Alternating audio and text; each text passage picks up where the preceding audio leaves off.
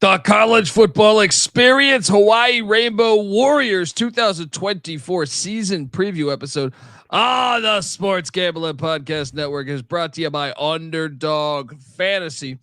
You can win up to 325 times your entry with their new Pick 8. Sign up, and when you do, sign up with the promo code TCESGPN to claim your special pick plus first time deposit offer up to $250 in bonus cash. And of course, they have college football. UnderdogFantasy.com, promo code TCESGPN. We're also brought to you by Rhythm. Get the best data-driven props and picks from Rhythm. That's RITHMM. Claim your free 7-day trial period today by going to sportsgamblingpodcast.com/rhythm. That's sportsgamblingpodcast.com/rhythm. This is Coach June Jones, and you're listening to SGPN. Let it ride.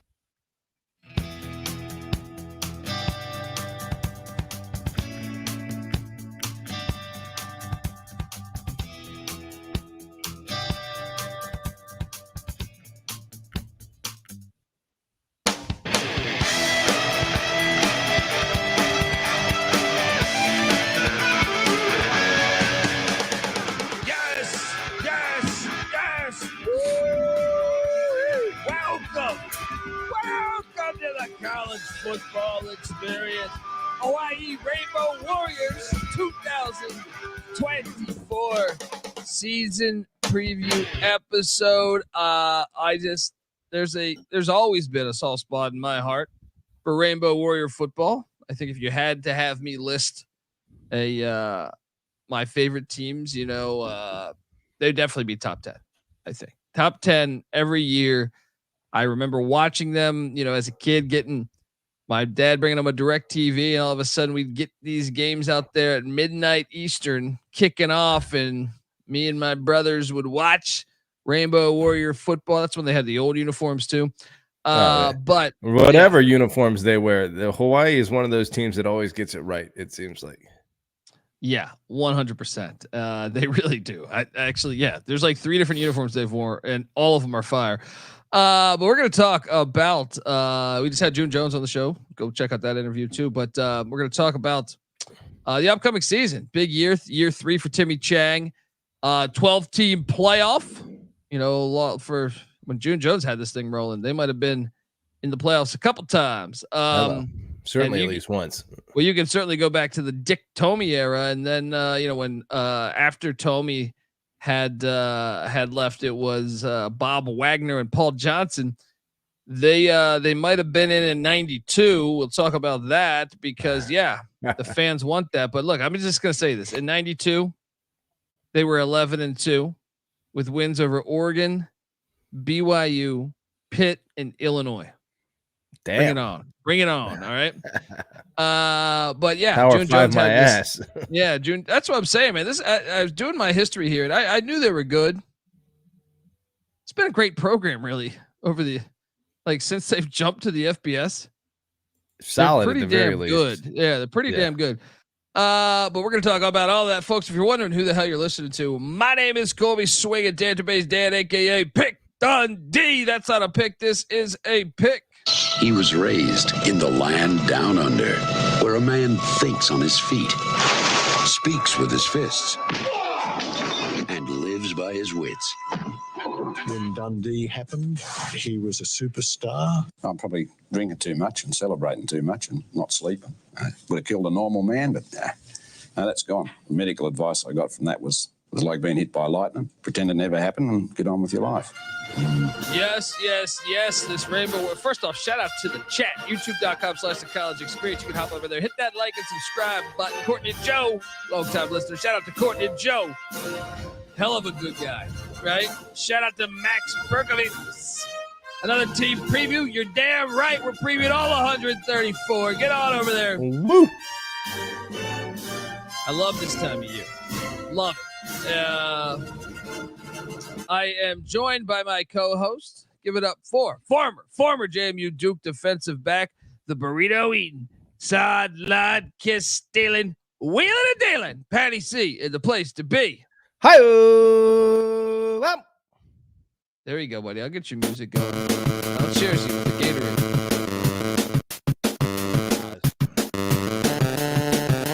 Rainbow Warrior football. I'm still waiting for the new Aloha Stadium. Yeah, I mean, I don't know why they ever tore down the old one. Well, it's not that they tore it down; they just didn't. I mean, it's going to be torn down soon, but it is their fault. A state of disrepair. Well, they never updated it. Which anything? Can you imagine if they didn't update Wrigley Field? You know what I mean? Yeah. They should have updated it a long time ago. And it's a classic stadium, and now they're going to tear it down and hopefully build one in the same spot. I know some people, they're now playing at the Ching Complex Center. Bring your membership card. But yeah, obviously you got to get back there. The energy, they should have just kept that stadium and just renovated that thing. But I'm still excited about the potential of a new one, providing it doesn't look all stupid to me. You know what I mean? Like no dome. You're in Hawaii. You got the most beautiful weather in the world. Just get it going. Yeah. Get it going. The Aloha Stadium, the Pro Bowl, they should make it. They should find a way to incentivize. It should be like the top 5 performers from the XFL or something, or USFL, whatever. Get a pro contract. Now you're a real pro. So some way to like get the intensity back to where it was. Because Pro Bowl used to be like something everyone looked forward to and a great trip to Hawaii. And now it's even flag football. It's so ridiculous. Yeah, it's so bad. It's so bad. So ridiculous. Yeah. Folks, I want to tell you that you are listening to the College Football Experience, part of the Sports Gambling Podcast Network, and the countdown to football season is on, and SGPN has you covered. Yes, this show, the College Football Experience, is doing individual team previews for every single college football team in the land, all 134. An hour dedicated to every single team in the land. Same amount of time we're going to give the Hawaii Rainbow Warriors and UMass as we will Alabama and Texas and Michigan and Colorado, whoever. So check out the College Football Experience. Plus SGPN's 5-minute fantasy football podcast is quick and dirty, getting you ready, getting you prepped for all things fantasy football. Check out those two and check out the Sports Gambling Podcast Network. All right, Patty C. And look, I will say, like, if you go through the history of this thing, like, yeah, it's pretty impressive, man. Like, they were a very good football team for a decent amount of time. I mean, so Dick Tomey was the one to bring them up. Rest in peace to the great Dick Tomey. But I mean, they were pretty much, if you look at this, so they came to the WAC in 79 winning season, 80 winning season, 81 winning season, 82 winning season. Then there were 583 winning season in 84. Okay, finally a losing season in 85, but back to a winning season 86. Yeah, pretty impressive run for Dick Tomey there. Yeah, and then Bob Wagner and Paul Johnson, season. Which I would love to see Paul Johnson back coaching in college football. Absolutely. They come in, they go 5-7 in year one. Then 9-3 were great season. 9-3 again, great season. 7-5. Then they have a losing season, and then boom, bounce back 11-2 in that 92 season that I was telling you about. Then 500 season. My point is like they just, and then you that takes you pretty much into the, we're not going to mention the Von Appen era, but June Jones, year one, first off, he inherits a team that was 0-12, goes 9-4. Then year two, he struggles, but then after that, boom, 9-3, then 10-4, then 9-5, right? Then 8-5, then, then he was a 5-7 season, but bounces right back 11-3, and this is where they take down Arizona State in the bowl game, followed by 12-1. That was the peak of the program, 2007.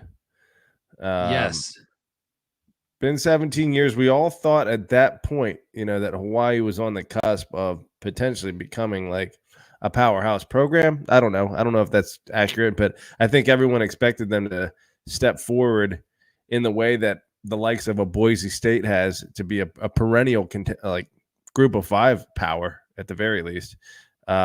That obviously didn't happen. So what do you think happened there?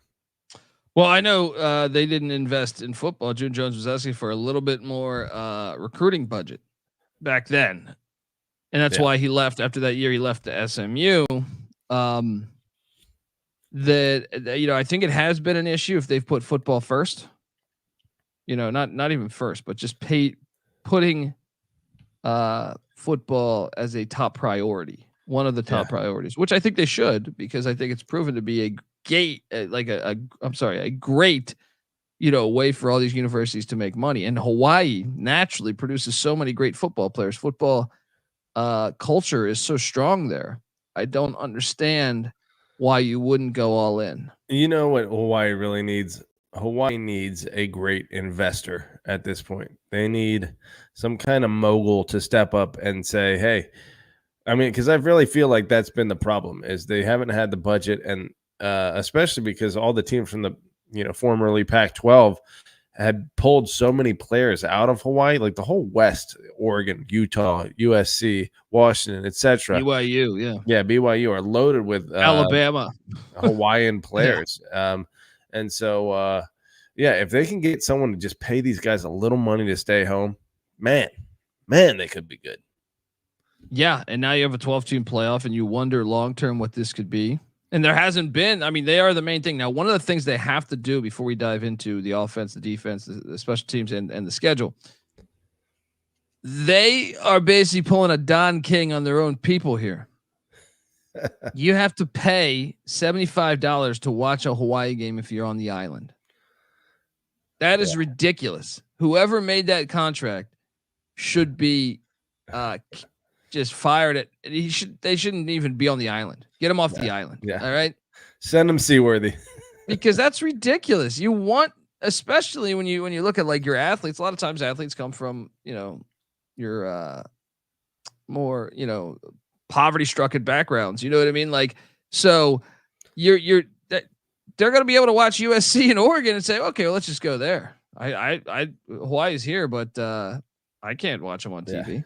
Let's be honest. Like, it's rarely the Halle boys in Hawaii that are producing. It's the island folk themselves, and not to be ignorant, which I'm probably sounding right now, but very, very always. What I'm saying is that the Hawaii is a place that seems to have two things going on at the same time. It seems typical in that way, where you have your rich tourist areas, and then you have your areas that are struggling a little more.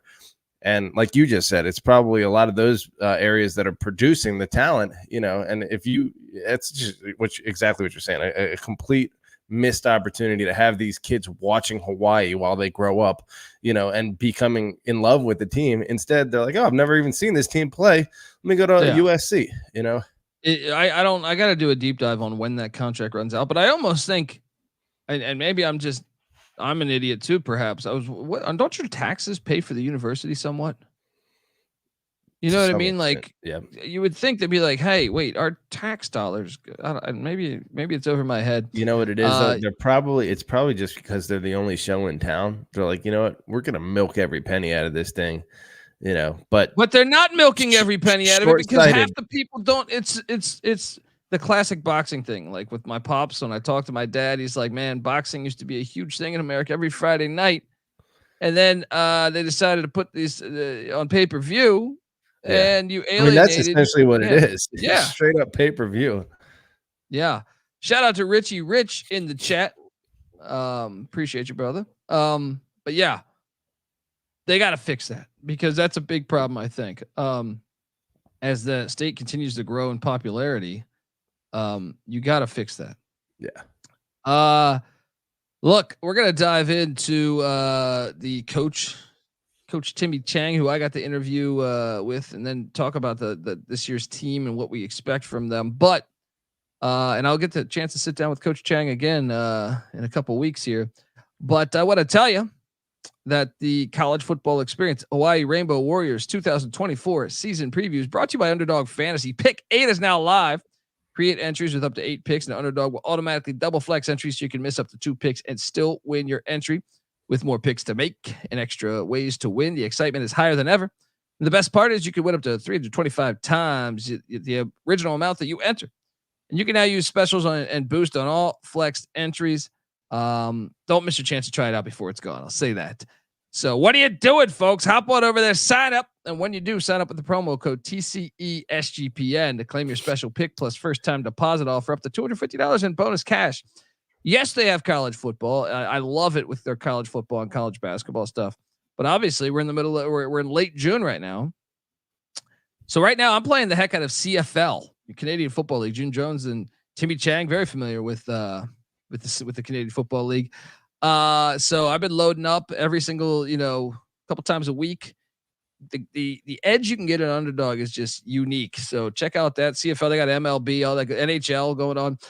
So check it all out, folks. UnderdogFantasy.com, promo code TCESGPN.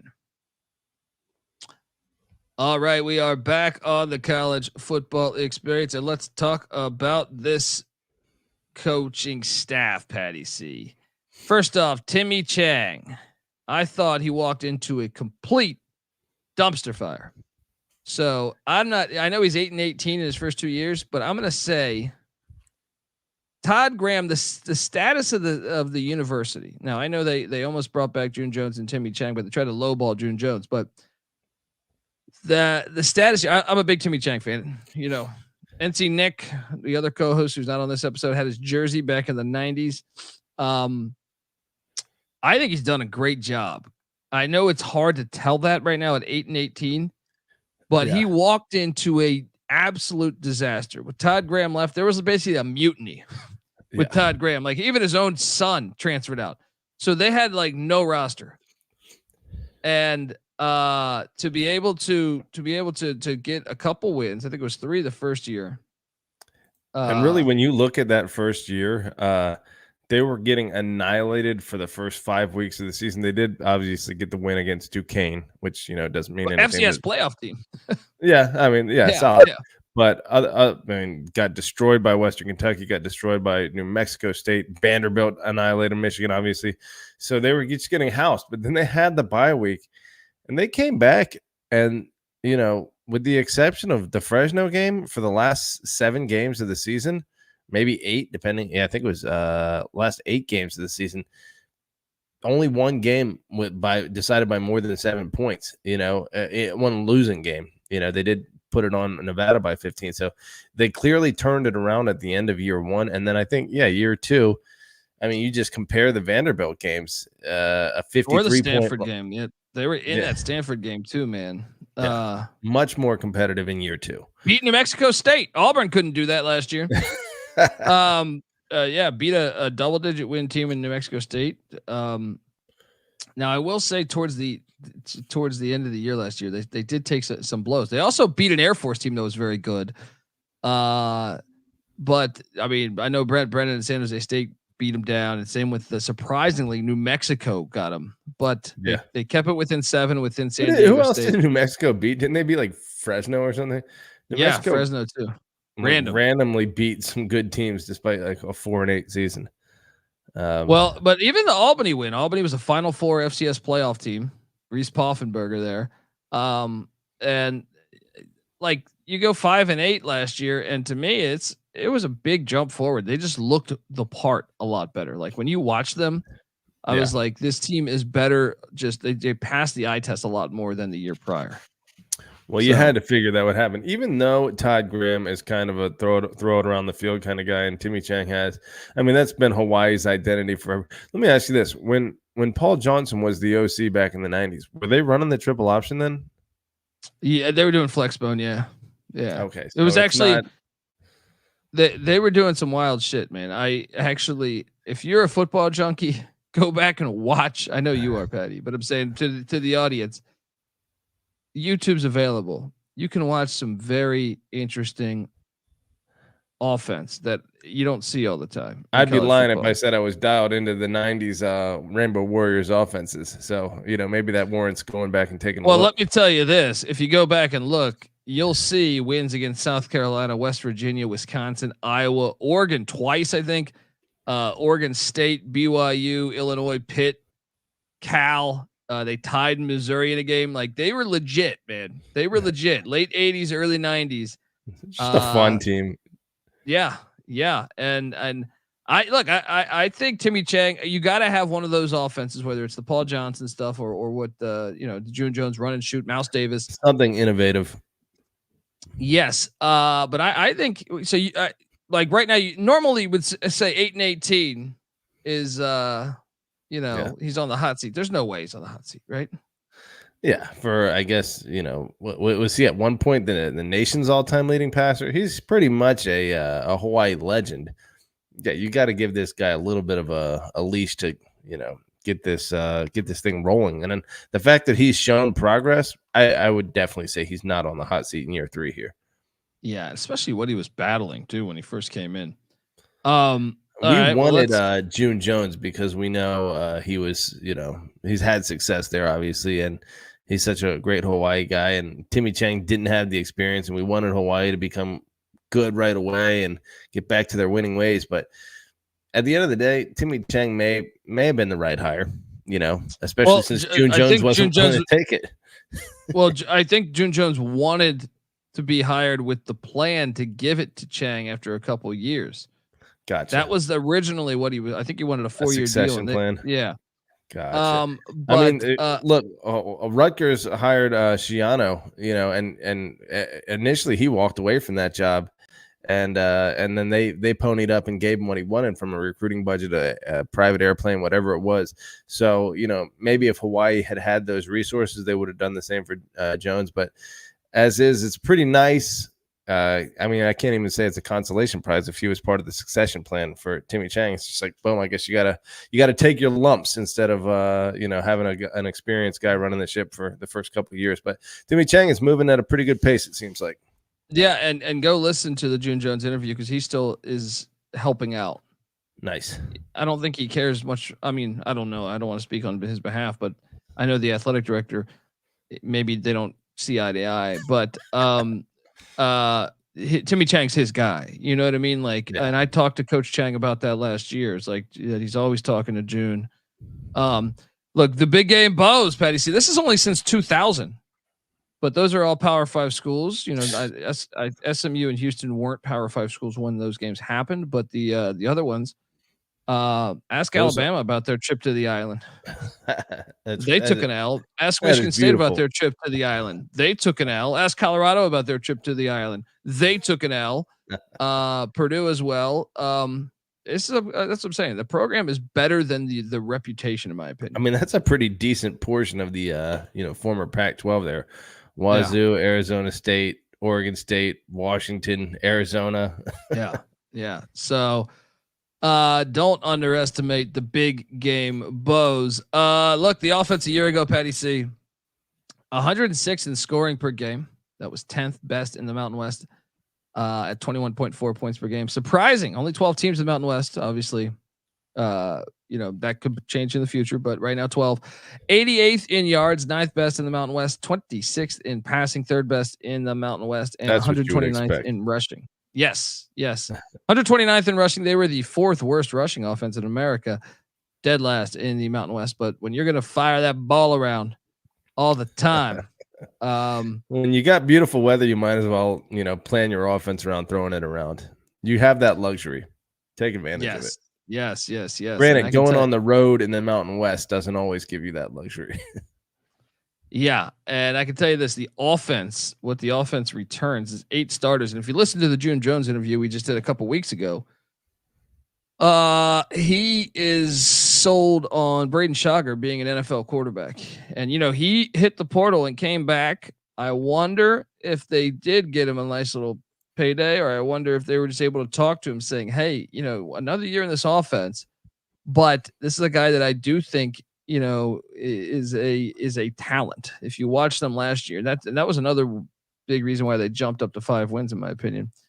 So Brayden Schager bombs is the real deal, man. He's a very good quarterback.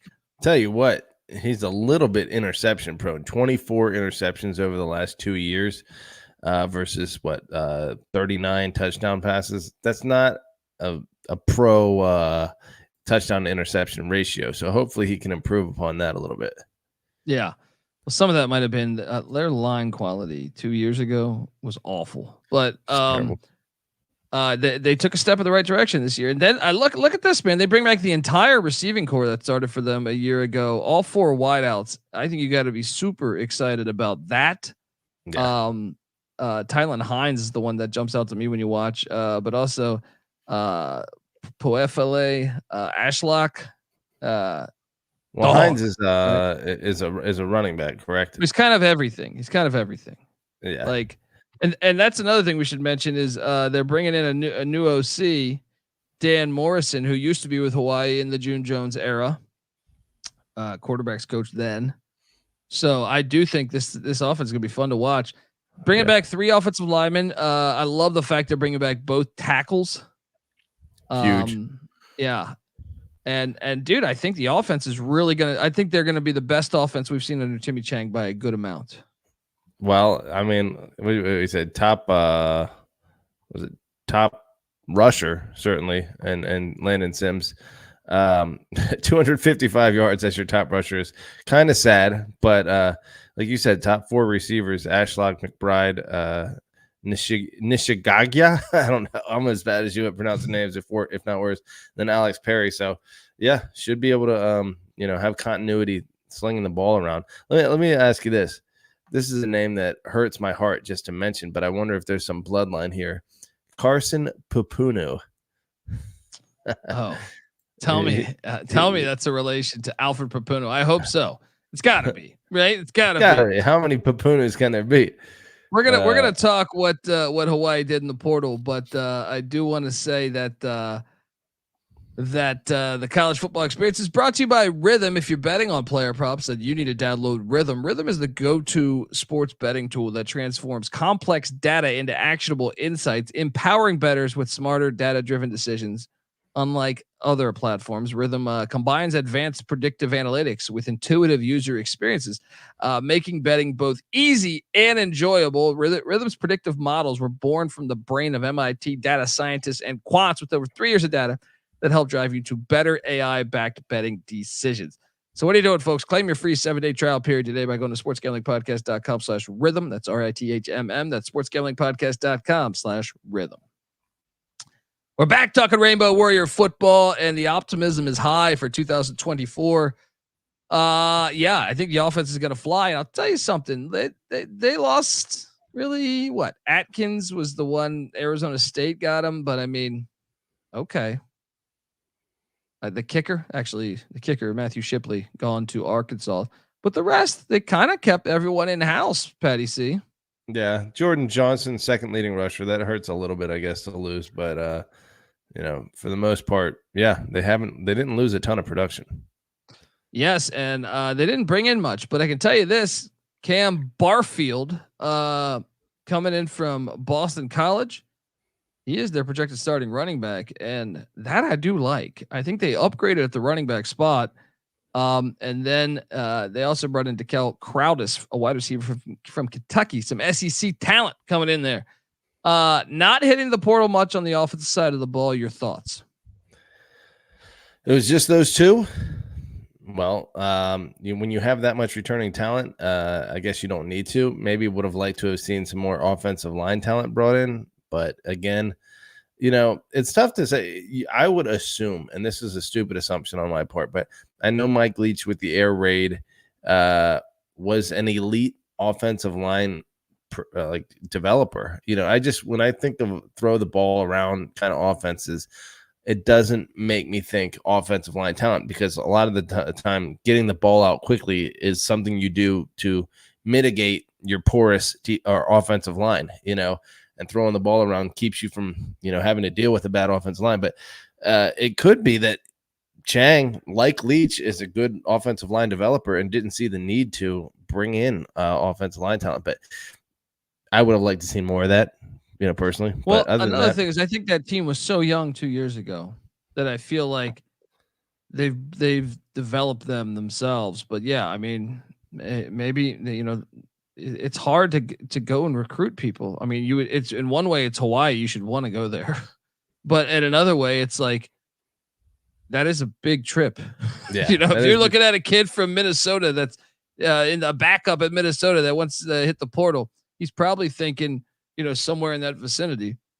That's true. And, I say that, but offensive linemen probably from a personality standpoint are less likely to transfer because they're less glory seeking. They're willing to be a member of the team in whatever aspect they are.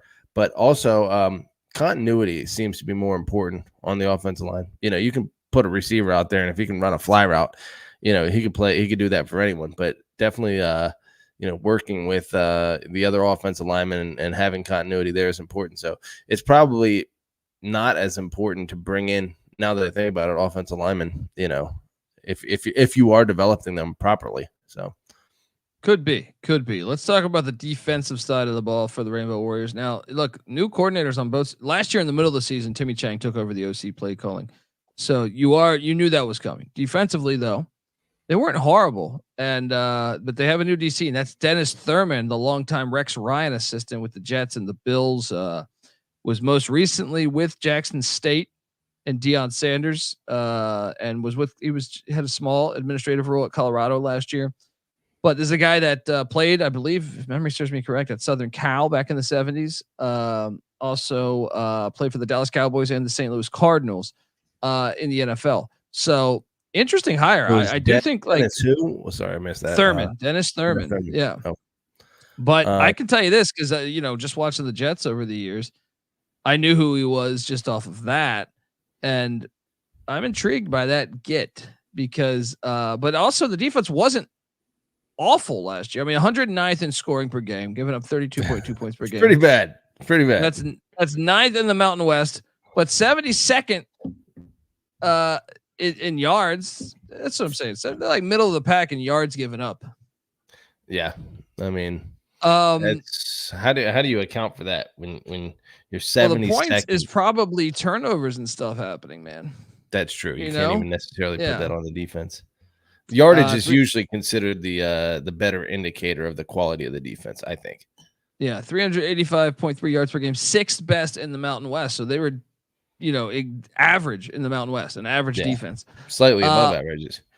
Yeah, 49th in passing. So they had the third best pass defense in the Mountain West. The problem was the rush defense was not great. Eighth best in the Mountain West, 102nd in the nation. Gave up 170.9 yards per game. That still might be a concern because now there's two ways to look at this. You're playing against a bunch of option or, power running teams, I guess. Well, actually, it's kind of changing. It's kind of changing now. Because when you look around, you see Sean Lewis. You see Sean Lewis at San Diego State, who's going to run the veer and shoot. You're seeing Niamontalolo at San Jose State's going run and shoot. Tedford likes to throw the ball. Norvell and Matt Mummy do air raid at CSU. That's true. They're getting and Boise's been passing more than normal. You know what I mean? Boise's been. Although I feel like who's their quarterback? The what team were you talking about? The Boise. He's gone. He's at Arkansas. Taylor Green. I feel like he was pretty run based, but I guess if they are moving toward the pass going forward, then Malachi Nelson from USC coming in. Oh, that's right. And then UNLV certainly was pass happy last year. Now that is something to talk about, by the way. And I know we're talking defensive side of the ball, but keep an eye out on the big freshman that moved in there, Michael Alejo, I think Alado, the quarterback from Bishop Gorman that I think people have raved about. That's why Schagerbaum's almost left too, because he's supposed to be a stud.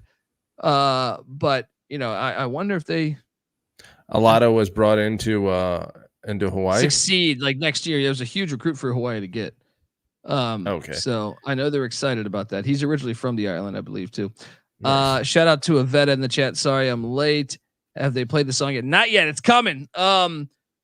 But buddy, I think the defense, Dennis Thurman coming in I think it's a big name at least to bring in on the defensive side of the ball. Now the defensive line doesn't return anybody, but there's two ways to look at this. They weren't any good at stopping the run last year. So in one way you lose 4 starters, but I think I read that 6 of the 10 guys on the D line last year are back. So that means the 6 backups are back. I don't know. That's that? so ridiculous. It's so ridiculous when you think of the amount of specifically D-line talent that is generated by the Pacific Islands. Or offensive line too, like Jesse Sapullo or Chris Naoli or sure. Tons of offensive line talent, but like who's the guy for the Ravens? Haloti Nada. You got the guy from Ohio State who's just annihilated last year. Yeah, Dan Salamoa. Let's go. Yeah, that should never. The trenches should never be an issue. You should never have a terrible run defense, and yet here we are. Well, they got 7 starters back, and this is where I do think the secondary and linebacking core should be pretty good because everybody's back. They return. They lose everybody on the D line. Everybody else is back. We'll see defensive philosophy, how much that changes. Does Dennis Thurman try some other things? Because they were doing like basically 3. I think at times 3-3-5. I think a lot of they were bouncing around, but we'll see what he does. I wonder as you look back at his Jackson State teams or his NFL, like in the NFL, Rex Ryan does not, they blitz the hell out of teams. You know what I mean? So that will be interesting to watch. I feel like the 3-3-5, allows you to blitz from the less defensive linemen you have in general. But he didn't run that 3-3-5 at Jackson State, though. I don't think. No, Thurman didn't. I don't think so, but I could be wrong. Yeah, fairly certain they didn't. Yeah, that's kind of a wait and see thing for Hawaii's defense here. Yeah, but 7 starters back. So otherwise, the D line. The glaring weakness is the D line, right? And this whole team, running back and D line, I think, are the ones that stand out. And you are breaking in a new kicker and punter. So close games that could always matter, but sure. They did lose 2 guys that didn't even land. They're just in the portal. They haven't even landed anywhere yet. So didn't really lose much on the defensive side of the ball. They did go out, and I actually wonder if this is the Dennis Thurman effect, former USC Trojan himself. He brings in Jamar Sakona from USC and also corner Fabian Ross from USC. They also brought in Deion Washington from Nevada, and I think he got some major reps there with the Wolfpack. And they brought in punter Lucas Burrow from Ball State. Another Burrow from Ohio. No, that's Indiana. Let's say. What do you make of those gets? That's the extent of it on the defensive side of the ball. Yeah, they didn't use the portal that much. You would think Chang, being 42 years old, would be hip to the transfer portal. But again, since their recruiting budget is like he's allowed to take 3 flights, the entire season. Yeah. Maybe it's hard to go and recruit players either through. You would just think you'd be able to FaceTime on like a beach in Kona or. Yeah, one of those. What do they got? Black sand beaches, pink sand beaches, some shit like that. Right? Like, hey, you can come here. Watch me slice this coconut. You want to come here or not? All right. So anyway, amazing. It's amazing that Hawaii's not better. It's utterly amazing. But they've been good for a lot of times, man. Not an elite program. It's like, dude, this is paradise. This is where people pay to go. Spend their best days of their year, and yet you can't get players to go spend some time there just for a few years. I would say college. You can't get players to stay there. They got to get players to stay there. Get that shit off pay-per-view. And I think Timmy Chang's the right guy for the job. Be patient. Yeah. I wonder if Island Fever plays a little bit of a role in players wanting to leave after high school. You've been out in the middle of the ocean for your whole life. You want to go bounce and see the mainland, see the world. Maybe that's a factor. Maybe, but I always feel like their culture is very strong, family oriented. So it's like it's true. Yeah. The win total, Patty C, sitting at 4.5. We had June Jones on the show. He said they're a bowl team this year. To make a bowl, you cannot have four or 5 wins. Most years, every once in a while, a 5-win team will. To win the Mountain West, they're plus 8,000. To win the national championship, plus 50,000. Or 500. That's throwing away money. Yeah. How do you see? Blindly, they won 5 games last year. I'm on the over. I'm buying into year 3 of returning all of your wideouts, Schager bombs. Your O line's going to be better. And then the defense. Okay, the defensive line wasn't any good last year, so you're breaking in a new defensive lineman, but they weren't that good last year. And your linebacking core and secondary are back. What am I missing here? Give me the overall day. Well, one thing you're missing is that they've had 13 games both of the last 2 years and managed 3 and 5 wins, and now they only have 12 games this year, despite a longer season than normal. I wonder what that's about. But they do have 2 FCSs this year, so you're not factoring on that. True. Northern Iowa and Delaware State, both of those. That's because Oregon canceled a game to the island. They were supposed to play week 0. Let's jump to it. But I'm telling you, I think it's a good play. I think June Jones is onto something. I'm gonna listen to a guy that knows a thing or two about football. So what's the number again? Right in front of you, 4.5. Yeah. Sorry, I was looking at the other stuff. Yeah, that seems doable. June Jones said this is a bowl team this year. I'm buying in. Let's go. The schedule. Delaware State week 0. There it is. Play that jam.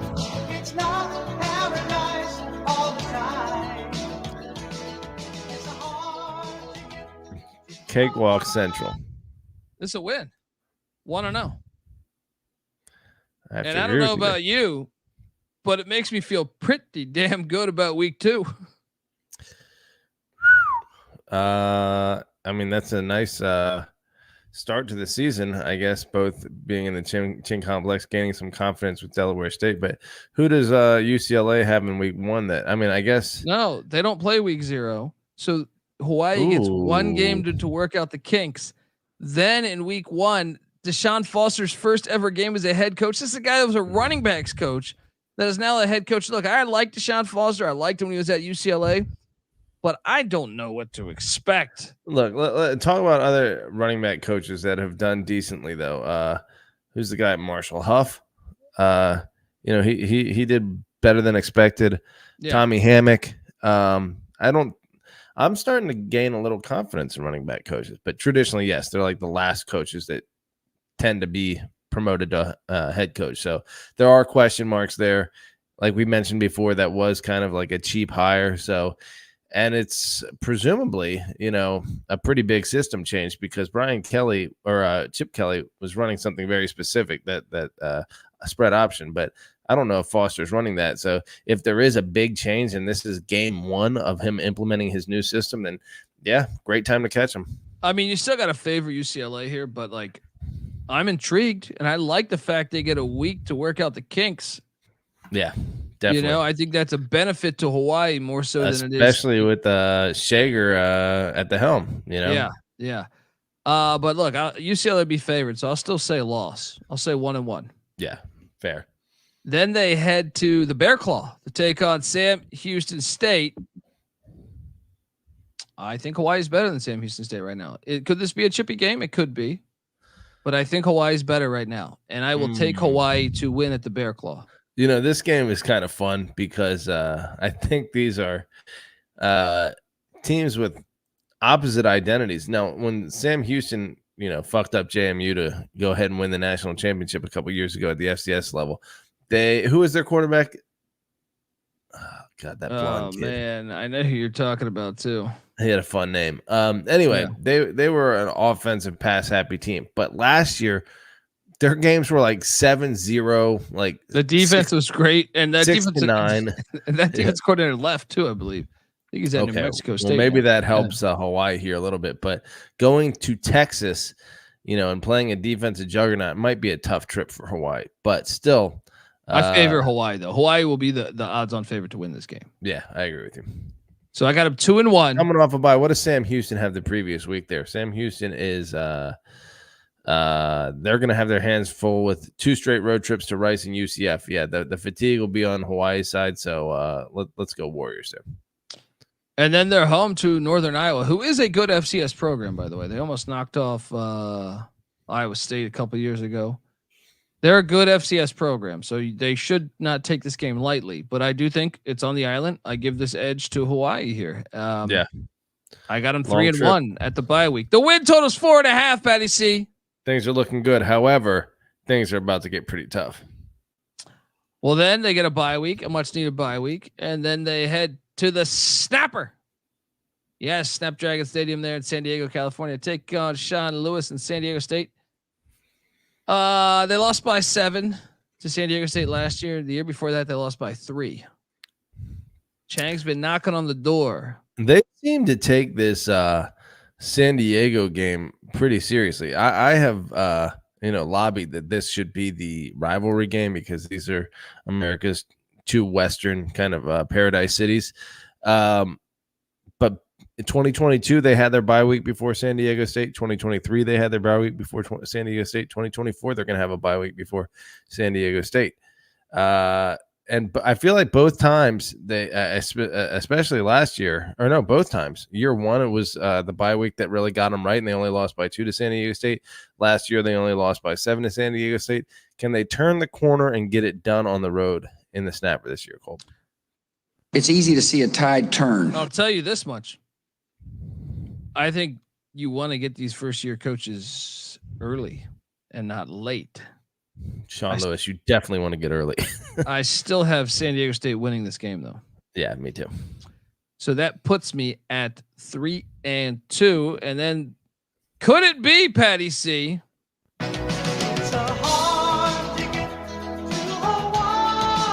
Could it be a hard ticket for Boise State and freshman quarterback Malachi? Was it Malachi Nelson? Is that what it is? Yeah. As he comes to the island to take on. They haven't played Boise under the Timmy Chang era, but you got to favor Boise here, right? Yes, reigning Mountain West champions. What was the? Did they play last year? No, they haven't played under Timmy Chang's era. Oh, so 2 years now. Wow. So yeah, they are definitely due. That's an interesting matchup. While I would say that Boise, Idaho, and Hawaii don't have a ton in common, they do have the Mormon connection in common. So, maybe a recruiting visit on both sides. Could be. And I think that San Diego State game is so critical, by the way. I think it's so critical. I think that's, I know I ranked it the 7th. If you're looking at the numbers, the 7th hardest game on their schedule. But I almost think it's the most important game on their schedule. Now, I'll talk more about that in a second. But they head to Pullman Martin Stadium to take on Washington State. The Rolovich Bowl. Real quick, I want to point this out. We pointed out Papunu earlier. Cordero was also one of their leading rushers last year. David Cordero, redshirt junior. He's their number 3 running back. Is that potentially? Yeah. Chevin Cordero was their quarterback a few years back, but he wasn't putting up with that Todd Graham bullshit, and he bounced over to Brent Brennan. Yeah. Is David his brother? Do we know that, or? I don't know, but I'm making that assumption. Yeah, possibly. It's a family thing going on over in Hawaii. Anyway, Martin Stadium, the Rolovich Bowl. They're gonna lose. They are gonna lose. Probably gonna be a decent game, but all of these games. I mean, you have them ranked pretty far apart. I feel like a lot of their teams are of this caliber. I don't see a huge. You have Wazoo as their number 1 hardest game and San Diego State as their 7th hardest game, and I kind of agree with you. Well, no one goes to the Snapper, so that is a big difference. It's also probably going to be cold by October 19th in Pullman. Yeah.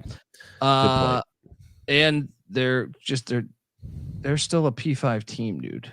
Like Washington State, they returned their whole offensive line. And San Diego State laid a clunker last year. So if anything, like San Diego State, although I'm high on Sean Lewis, and I think there's a value in potentially San Diego State this year, they were like a defensive team that is trying to go veer and shoot now. So it's going to be very intriguing to watch. Now he brought in a bunch of his guys in the portal, so I think he might have a leg up compared to 5 years ago when someone did this. But that's why I'm leaning San Diego State. But I think it's a critical game. But I got them dropping 3 in a row here, and I puts them at 3-4. Yeah, me too. Then Jeff Choate and the Nevada Wolfpack come to town. Timmy Chang's 2-0 against Nevada. Used to coach at Nevada, make it 3-0. They're 4-4. Yeah. Then they're heading to Fresno State Bulldog Stadium. Man, it's tough here. Wait. There you go. Yeah, that's a loss. Then they're home to UNLV. I think this game's winnable. It is, especially getting them at home. Yeah. I know they That would lost put them by on like the over 20 right last there. year to UNLV. That would put them on the over. These next two games are so critical. They have to win one of the two to me. Home to UNLV on November 9th and then at Utah State on November 16th. I'm going to say they get one of them. Well, let's see. They didn't play Utah State last year. UNLV did roll them by 24. Year one, Utah State beat them by 7 in the chain But conference. year one, they did beat UNLV. True. So law of averages suggests that, well, I'm going to say this. Between UNLV, Utah State, and New Mexico at home, there's almost certainly a win in there. Oh no, I'm only saying between UNLV and Utah State, There's going to in be there. a win. Yeah. Well, if we're talking, because we had them with 4 wins coming into the UNLV game, correct? We had them Delaware at Delaware State, State, Sam Houston State, Houston. Northern Iowa, Nevada. Correct. Yeah, so 4, and they have 3 winnable games at the end of the year, and all they have to do is hit one of them in order to hit the over. Look, I've been calling overs a lot, but this seems likely. It seems likely that they're going to hit the over here. I think they're going to go bowling. Yeah, I think they're going to go. I think they're going to get. Well, now here's the thing, though. I wonder how that works with 2 FCSs with them, but I still think it's not their fault that Oregon canceled. So I mean, I don't know.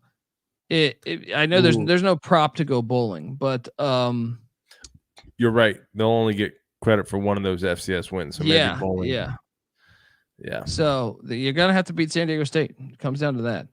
Now I will say this before we get out of here, because look, after Utah State, they have a bye week on the 23rd. That's their 3rd bye week because they get that week 0 game. They have off September 7th, September 28th, and November 23rd. After that, they get New Mexico. Patty C, I'm somewhat terrified of this game. I'm still taking Hawaii, but Mendenhall is going to be in year 1 by then. Getting them on the island is nice. True, but I just feel like Mendenhall by that point, I feel like the team will be chippier. But New Mexico has sucked. I mean, yes, no, but beat Hawaii last year. Yeah. Okay. Fair enough. Mendenhall, in my experience, it takes him a couple years. You know what? Also, Mendenhall doesn't have with him, to my knowledge, is who's the guy that was at Syracuse? No, Jason Beck's his OC. Jason Beck is the OC of Mendenhall right now. Yeah. Oh wow. At New Mexico. Okay. But was Beck as good as who is the guy? Who's the Anai, who I think is Hawaiian. Well, I think they both are the same. I mean, like Anai kind of taught him comparable to Beck at this point. He was like an assistant for like 10 years, so it's like very similar, I would say. Yeah, probably know about as much about that offense. But yeah, I mean, I guess you're right. Catching New Mexico at the end of the year should scare you a little bit. I'll say this though, Mendenhall, even his first time at UVA, he didn't have the transfer portal like this. So you look at some of the names they brought in. We're going to preview New Mexico Monday morning. I haven't researched New Mexico yet, but if they are able to punch up their talent, I mean, this is a team that's been irrelevant for a long time, but they haven't had a coach as quality as Mendenhall since Rocky Long. Yeah. That long, but. I'm on the over though. I think this is the team. Hawaii is. I think they could make a bowl, and I look at a 6-6 season, and I think that's encouraging. Another step in the right direction. Even if they went 5-7, I still think it's encouraging. But I think this is a 6-6 team, maybe even 7-5. Like I said, you want me to build you 7 wins here. First off, and I still think that UCLA game is interesting, but Delaware State, Sam Houston State, Northern Iowa, 3. They get San Diego State because the difference in offense and what they're trying to do, it takes a year. Let's just playing devil's advocate here, right? Or best case scenario here. 4-1 out the gate. They lose to Boise. They lose to Washington State. They take Nevada. That's a 5th win. They're losing to Fresno. Yeah, they get UNLV as their 6th. Best case scenario is 7 or 8, man. That's very best case scenario. I think you're really happy if you get 7 wins with this team. 8 seems like the everything fell in the right place for you.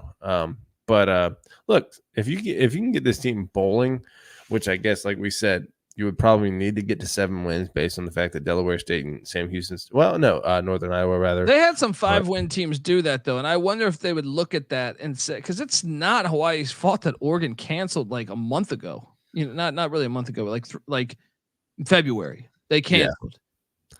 Yeah, although they weren't going to be beating Oregon, but yeah, I mean, Hawaii as a program should probably receive a little love.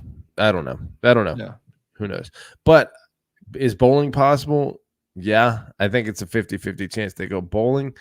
But hitting the over, it feels right. It feels like they're gonna get to 5 wins probably. I think 6. I think they're going 6-6. Well, at least 5 wins, I should say. I think they're going 6-6. I'm on the over. Patty C's on the over. All these Mountain West teams have been on the over so far, but don't worry, it's easy to see a tide turn. Folks, that's our show. Make sure you subscribe to the College Football Experience because we're here all year. We talk college football year round on the College Football Experience. YouTube.com/the College Experience. Hit that like and subscribe button. If you can hop over to iTunes and give us a 5-star review, we'd certainly appreciate it. We're on iTunes, Spotify, wherever podcasts can be found. But yes, we handicap every single game when the season starts, and we just talk about it. We love college football. So not only from a gambling point of view, but also from just a pure love, we love college football. We're gonna be talking about all this stuff. What's up? We've been loving this shit since we were like 5 years old, and now we drink beer and watch it. So college football is basically God's gift to humanity. Yeah, it really is. And so subscribe to the College Football Experience because if you think we're just done talking Hawaii football, you're mistaken. And obviously we're in the middle of doing all the Mountain West. We got Nevada scheduled next, and New Mexico, and so on and so on. Then comes the Big Ten, so check it out. We've already dropped the entire SEC, so if you're an SEC fan, go check it out. Give Patty C a follow on Twitter at PattyC831. I'm on Twitter at TheColbyD. The College Football Experience is on Twitter at TCE on SGPN. Also check out our other stuff, the FCS College Football Experience. Maybe you want to learn about Delaware State and Northern Iowa. We have that. Also, the College Baseball Experience. Got a big game today, this weekend. Noah Beanick doing a great job there. Also, the College Basketball Experience. Hey, Hawaii was a good team last year. Check out the College Basketball Experience. I hope this can be the year that Hawaii gets the big dance because they were good last year. So check out that, and also check out the Stadium Heads podcast. Myself and Michael Barker, aka College Football Campus Tour. Who himself is a major Hawaii fan. Major Hawaii Rainbow Warrior fan. He was there the final.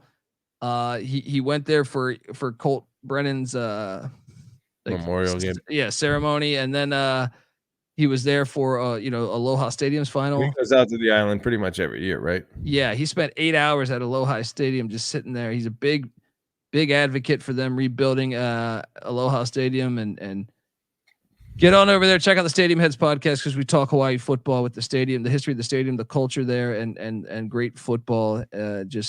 We love Hawaii. I honestly think if you told me, Patty C, besides like my favorite teams that ECU and Colorado, like if you gave me I could play God in college football, who would you want?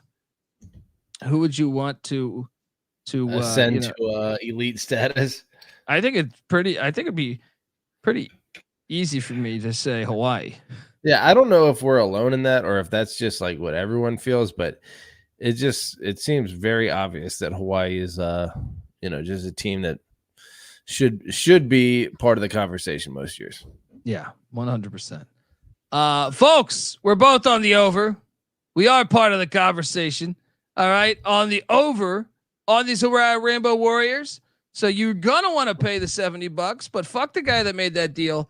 And I'm rooting. I want the best things for Hawaii Rainbow Warrior football. Go check out the June Jones interview. Check out the Sports Gambling Podcast as well. Until next time, folks, this is the College Football Experience, Hawaii Rainbow Warriors style. You better start thinking about yours. And we out of here.